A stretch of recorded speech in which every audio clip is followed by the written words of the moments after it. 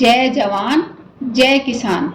बच्चों, इस कविता को हमने इसके भाग 1 में पढ़ा व समझा था। अब इसके अभ्यास प्रश्नों को देखते हैं। नमस्कार सभी को, हिंदी कला केंद्र में आपका स्वागत है। अगर आप इस चैनल पर नए हैं तो पहले इसको सब्सक्राइब करें व बेल आइकन को दबाना ना भूलें ताकि नए वीडियो का नोटिफिकेशन सबसे पहले आपको मिले। कविता में किस किस को प्रणाम करने की बात कही गई है? तो कविता में हमने जाना कि जवान और किसान को प्रणाम करने की बात कही गई है। किसान अपने देश के लिए किस प्रकार योगदान देता है? किसान अपने देश के लिए ही जीता है और स्वर्ण रूपी यानी अनाज पैदा करके सभी देशवासियों को अन्न उपलब्ध करवाता है। वह मौन रहकर अपने रक्त का बलिदान देकर धरती माँ की सेवा करता है। कविता में जवान को प्रणाम करने की बात क्यों कही गई है? जवान को प्रणाम करने की बात कही गई क्योंकि जवान विनाशकारी समूह के सामने नहीं झुकता और तेजी से आती यानी जो दंदनाती गोलियां आती हैं उनसे भी नहीं डरता। अर्थात वह अपने देश की रक्षा करते हुए हंसते हंसते अपने प्राण न्यौछावर करने के लिए आतुर रहता है। कविता में महान आत्मा किसे और क्यों कहा गया है? तो कविता में महान आत्मा किसको कहा गया? किसान को, क्योंकि वह सब कुछ त्याग कर धीरज धरने वाली वीर आत्मा एक किसान की है जो इस भूमि को सुंदर और मनोहर बनाता है और एक जवान की तरह अपने खेतों की हिफाजत करता है।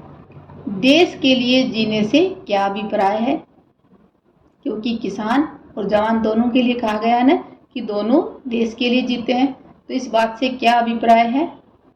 देश के लिए जीने से अभिप्राय है कि किसान व जवान दोनों के हर काम से देश को फायदा पहुंचता है और वो अपना पूरा जीवन धरती माँ के लिए न्यौछावर कर देते हैं। आपकी बात, आप देश के लिए क्या क्या कार्य कर सकते हैं? तो ये बच्चों आप अपने हिसाब से इसका उत्तर बताओ। जैसे मेरे हिसाब से इस तरह के हम काम कर सकते हैं। वातावरण को शुद्ध रखना, भोजन व पानी को बर्बाद ना करना, अपने आप को स्वस्थ रखना, शांति और भाईचारे से रहना आदि। जवान और किसान के अतिरिक्त आप किस किस को प्रणाम करते हैं? देश के हर उस नागरिक को जो अपने देश के लिए मौन रहकर अपना काम सही तरीके से करते हैं और भ्रष्टाचार मुक्त भारत का सपना देखते हैं, हर उस व्यक्ति को हम प्रणाम करते हैं। आपने अपने देश के बारे में कोई कविता सुनी या पढ़ी होगी, उस कविता की कुछ पंक्तियां लिखें। तो ये बच्चों आप अपने हिसाब से लिखो।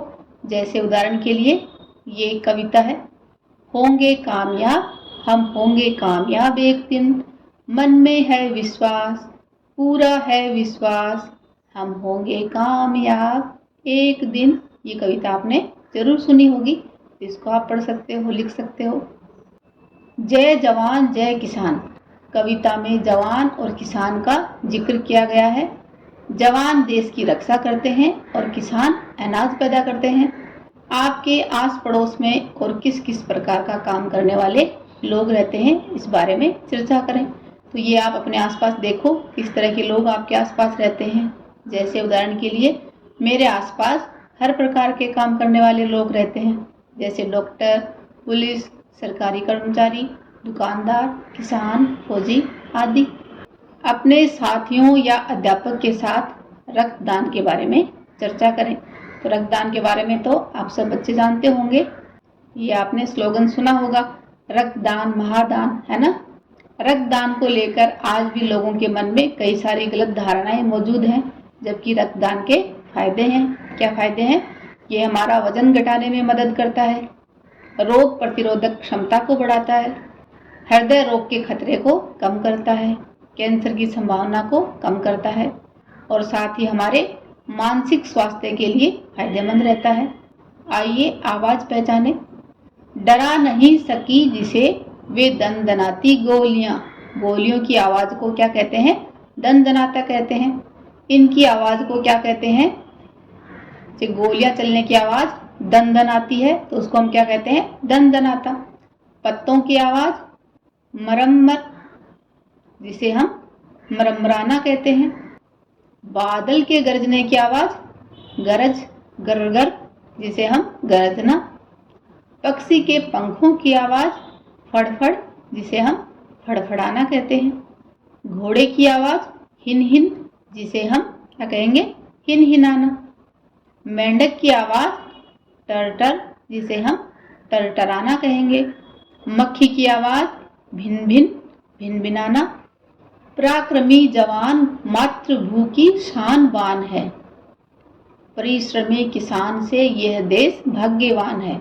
इन वाक्यों में पराक्रमी शब्द जवान के लिए और यहाँ पर परिश्रमी शब्द किसान के लिए आए हैं। ध्यान से कविता पढ़ें व लिखें कि जवान और किसान के लिए और किन किन शब्दों का इस्तेमाल किया गया है। तो बच्चों एक बार इस कविता को इसके भाग 1 में जाकर अच्छी तरह पढ़ो, फिर देखो कि जवान के लिए क्या क्या कहा गया है। निडर, बलिदानी, वीर, और किसान के लिए त्यागी, तपस्वी, धीर। री और रै। पराक्रमी जवान मातृभू की शान बान है। मात्र मेरा तन नहीं सर्वस्व ही कुर्बान है। पहले वाक्य में मातृ शब्द आया है। इस शब्द में त्रि यानी तय और री से मिलकर बना है मातृ शब्द, और दूसरे वाक्य में जहाँ पर ये मात्र है तो यहाँ पर त्रय आधा तय और रै से मिलकर बना है। आप भी कुछ शब्द लिखिए जो त्रि और त्रय से बने हैं। तो त्रि से बनने वाले शब्द तृण, तृतीय, त्रिश, त्रिषा, और त्रय से बनने वाले शब्द त्रिकोण, त्रिशूल, त्रयोदशी, त्रस्त। बच्चों इस कविता को एक बार फिर से पढ़ें व समझें। अगर किसान खेती करना बंद कर देंगे तो हमें अन्न कहाँ से मिलेगा, इस बारे में पता करें। हमारे देश की सीमा की सुरक्षा में कितने जवान तैनात रहते हैं, इस बारे में भी बच्चों आप अपने माता पिता से पता करो और मुझे कमेंट बॉक्स में लिखकर बताना। सुझावों व सुधारों के लिए कमेंट बॉक्स में लिखें। अगर हमारे वीडियो बन ही रहे हैं आपके फेवरेट, तो फिर क्यों ना करें इनको लाइक, सब्सक्राइब और रिकमेंड। हमें और बेहतर बनाने के लिए आप कर सकते हैं कमेंट। धन्यवाद।